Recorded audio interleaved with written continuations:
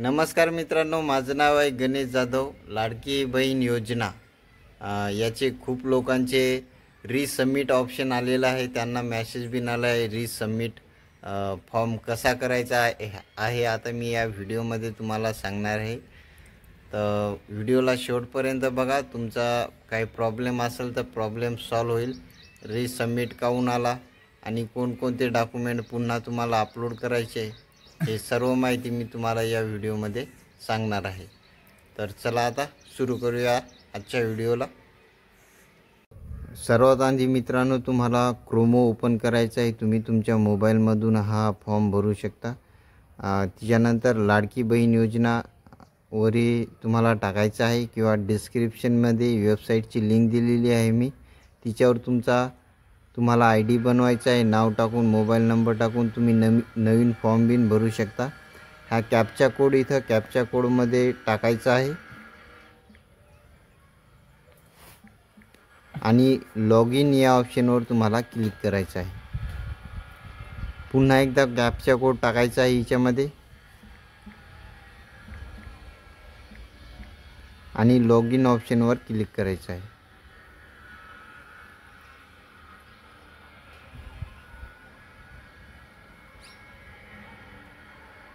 बघा, log in success झालेली आहे. इथून मित्रांनो या 3 डॉटवर क्लिक करून तुम्ही तुमचा मोबाईल डेस्कटॉप साईटवर करायचा आहे. त्याने की तुम्हाला फॉर्म भरण्यात थोडं सोपं जाईल. डेस्कटॉप साईटवर तुम्हाला तुमचा मोबाईल करायचा आहे. ठीक आहे. त्यानंतर बघा मित्रांनो, इथं 3 लाईन येतं. या 3 लाईनवर क्लिक करायचं आहे. 3 लाईनवर तुम्ही केलं की इथं तुम्हाला नवीन फॉर्म भरायचा असेल तर ॲप्लिकेशन ऑफ मुख्यमंत्री माझी लाडकी बहीण योजना हिच्यावर क्लिक करायचं आहे. स्कीमबद्दल माहिती घ्यायची असेल तर स्कीमवर क्लिक करायचं आहे.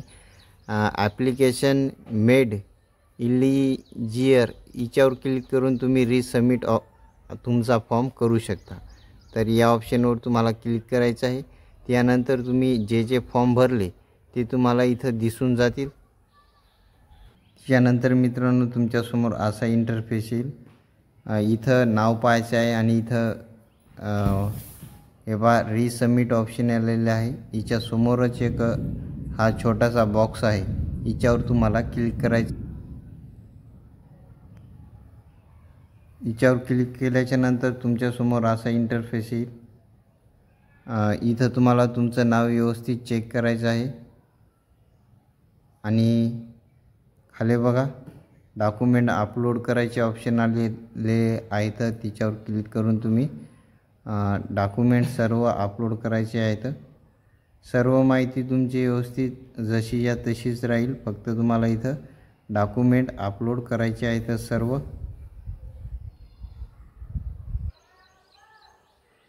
मित्रांनो, सर्व डॉक्युमेंट मी अपलोड केलेले आहेत. इथं व्ह्यूजवर क्लिक करून तुम्ही तुमचे डॉक्युमेंट बघू शकता.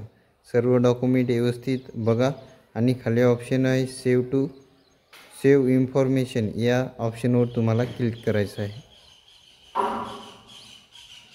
त्यानंतर तुमच्यासमोर पुन्हा एकदा सर्व डिटेल इथं ओपन होईल. व्यवस्थित सर्व डिटेल चेक करायचे आहे तुम्ही आणि खाली कॅप्चा कोड राहते. व्ह्यूजवर तुम्ही क्लिक केलं तर मित्रांनो तुम्हाला तुमचा फोटो इथं दिसेल. जे डॉक्युमेंटचं वर आधार कार्डचा बॅक फोटो तुम्हाला इथं दिसला. जो डॉक्युमेंट आहे तिच्यावरचा फोटो तुम्हाला दिसेल. ठीक आहे. तर इथं तुम्हाला आता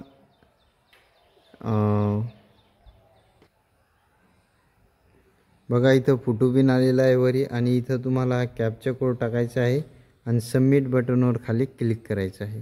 ठीक आहे. तर इथं कॅप्चा कोड आता मी टाकून घेतो.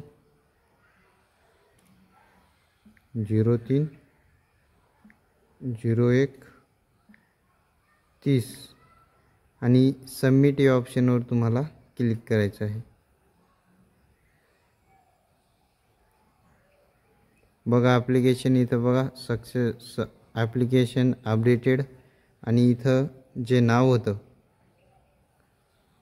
ते आता पेंडिंगमध्ये तुम्हाला दिसेल. बघा मी दाखवतो तुम्हाला. आता सबमिटच्या ऑप्शनवर तुम्हाला पेंडिंग असं नाव दिसून येईल. ठीक आहे. तर मित्रांनो, अशा प्रकारे तुम्ही तुमचा रिजेक्ट झालेला फॉर्म पुन्हा रिसबमिट करू शकता. तर व्हिडिओ आवडला असेल लाईक करा. चॅनलवर नवीन असाल आपल्या सबस्क्राईब अवश्य करा. पुन्हा भेटूया पुढच्या व्हिडिओमध्ये. धन्यवाद.